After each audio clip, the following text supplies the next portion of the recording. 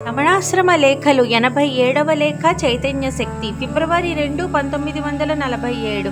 ఈ మధ్యాహ్నం 2:30కు వెళ్ళాను. అప్పటికే ఎవరో ఇచ్చిన కాగితం చూస్తున్నారు భగవాన్. ఏం చెబుతారోనని ఎదురు చూస్తూ కూర్చున్నాను. భగవాన్ మందహాసంతో కాగితం మడుస్తూ, భగవాన్కు మనకు భేదం ఉందనుకుంటే ఇదంతా తోస్తుంది, లేదనుకుంటే ఏమీ తోచదు అన్నారు చెగలౌక్తిగా.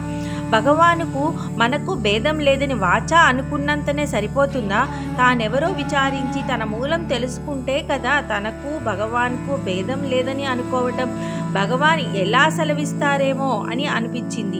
ఇలా మాయ కప్పుతారెందుకు స్వామి అని అందామనుకున్నాను. ధైర్యం రాలేదు. నా ఈ సంకోచం గ్రహించారో ఏమో. మళ్ళీ శ్రీవారే ఇలా సెలవిచ్చారు.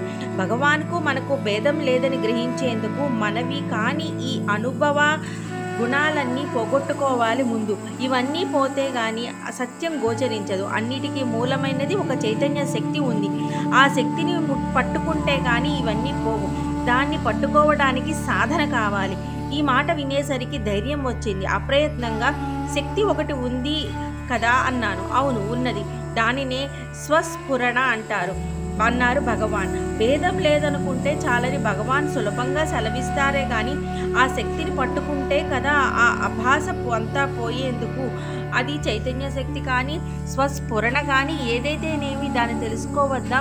అదే ఎంత ప్రయత్నించినా తెలియటం లేదే అన్నాను. భగవాన్ సన్నిధిలో అంతమంది ఎదుట ఇలా నేనప్పుడు అడగలేదు.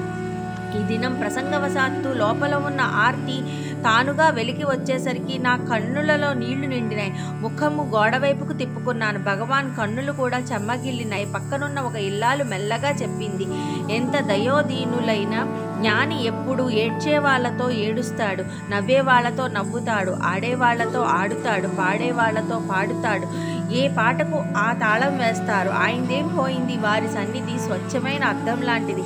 మనం ఎలా ఉంటే అలా ప్రతిబింబిస్తుంది. ఆయా ఫలితాలు ఆడిన వారికే అనుభవిస్తారు కానీ ఆ అద్దానికేం అధిష్టానానికేం వాటికొకటి అంటదు. ఏ పాట ఏ ఆట శాస్త్ర సమ్మతమో లోకోపకారమో అనుభవ రూపమో ఆడేవారే చూచుకోవాలని భగవాన్ అప్పుడప్పుడు సెలవిస్తూ ఉండేవారు.